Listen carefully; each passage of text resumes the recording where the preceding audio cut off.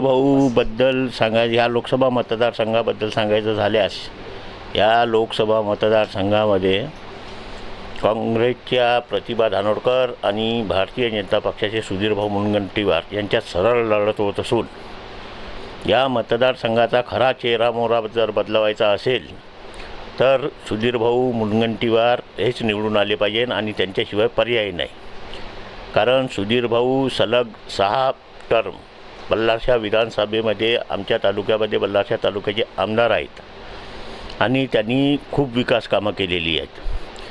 तसं ठळकपणे सांगायचं झाल्यास बोटनिकल गार्डन, सैनिकी शाळेची निर्मिती केली, विसापूरमध्ये 1 कोटी रुपयांचं ग्रामपंचायत भवन बांधून दिलं, गावात रस्ते, पिण्याचं पाणी, यांच्यासारख्या आणखी अनेक योजना सुधीरभाऊंनी केल्या. आणि सुधीरभाऊचं व्यक्तिमत्व असं आहे की सुधीरभाऊ कधीही जात, धर्म, पक्षभेद हे कधीच बघत नाही.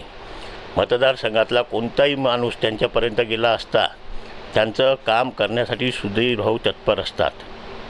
अशा सुधीरभाऊ यांना जर निवडून दिलं तर पूर्ण लोकसभेचा ते निश्चितच विकास करतील अशी मला 100% खात्री आहे.